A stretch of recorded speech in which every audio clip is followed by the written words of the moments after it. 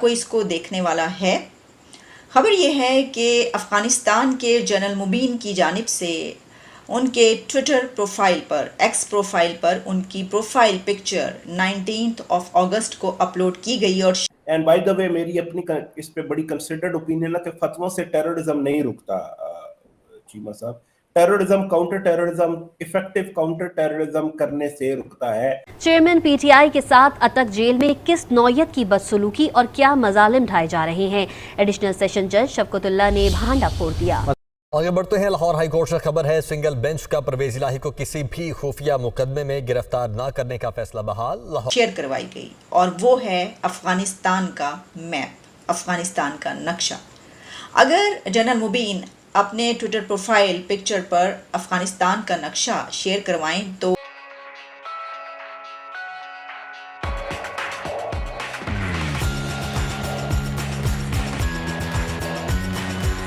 کسی کو کوئی مسئلہ نہیں ہونا چاہیے، لیکن مسئلہ اس وقت بنتا ہے کہ جب ان کا وہ میپ کہ جس میں انہوں نے افغانستان کو دکھایا ہے لیکن افغانستان کے نقشے میں پاکستان کے تقریباً تمام علاقے شامل کر لیے ہیں.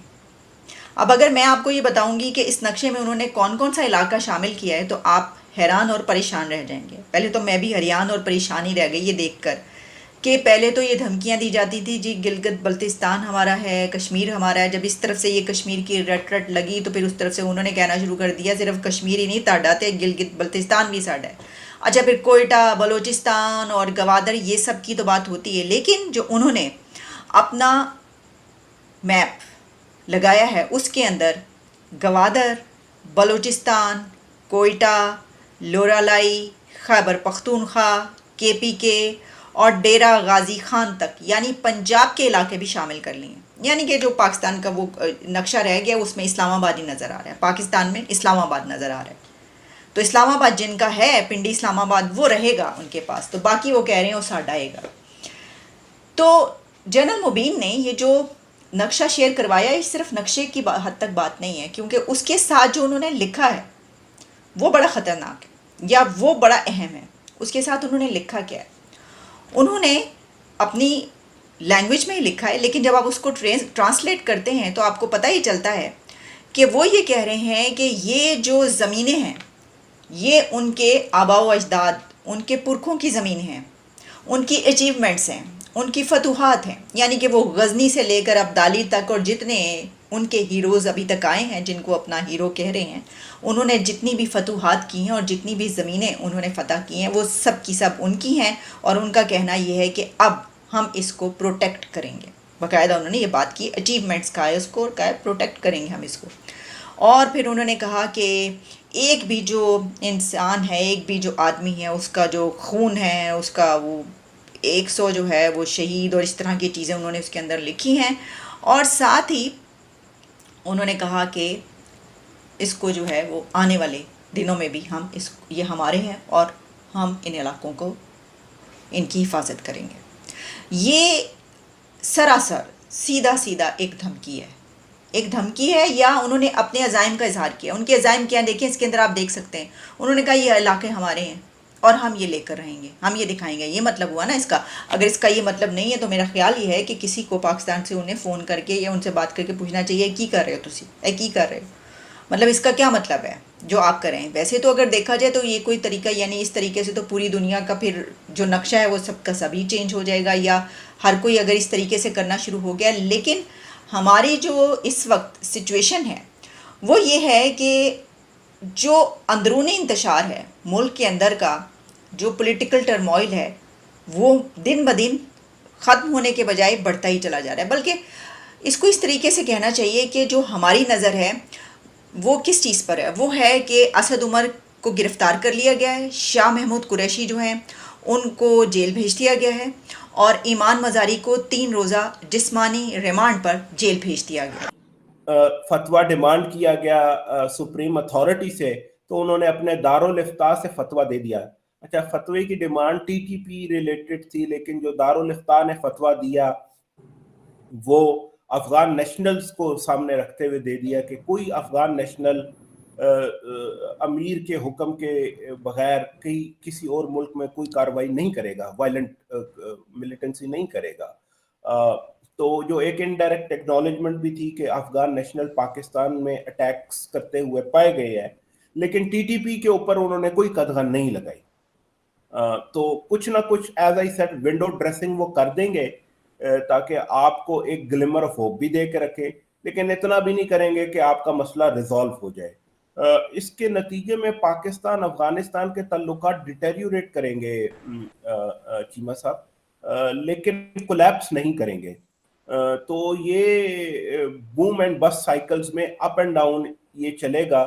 کبھی ٹینشن زیادہ ہو جائیں گی, کبھی وہ کچھ آپ کی کنسرنز کو ایڈریس کر دیں گے. مثلا انہوں نے پچھلے سال آپ کی اتنی کنسرن ضرور ایڈریس کی کہ انہوں نے یہ کہا, اور کچھ کیا بھی کچھ حد تک, کہ اگر پاکستان پیسے دیتا ہے تو جو پاک افغان بارڈر ہے along تورخم اینڈ جو کے پی کے بارڈر ایریاز ہے, فاٹا کے جو بارڈر ایریاز ہے, ادھر سے وہ ٹی ٹی پی کو ہٹا کے in some other parts of Afghanistan move کر دیں گے, اگر اس کی لاجسٹیکل آپریشن کے پیسے پاکستان دیں.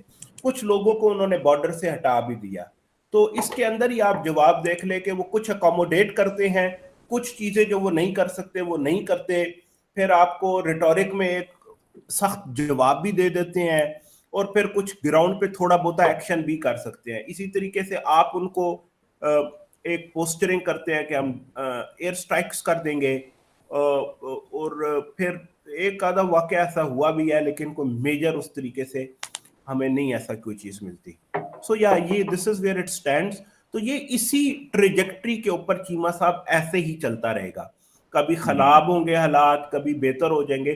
T T P will remain a challenge and an irritant, undermine کرے گی ریلیشن شپ کو, لیکن اس چیز کو پاکستان کو ڈپلومیٹیکلی چلانا پڑے گا, کچھ سیکیورٹی میئرز لینے پڑیں گے, اور کچھ اپنی بارڈر سیکیورٹی امپروو کرنا پڑے گی, کچھ اپنے انٹیلیجنس کے گیپس کو دیکھنا پڑے گا جو انٹرنلی ہیں, اور اسی طریقے سے جو ہے یہ چلے گا.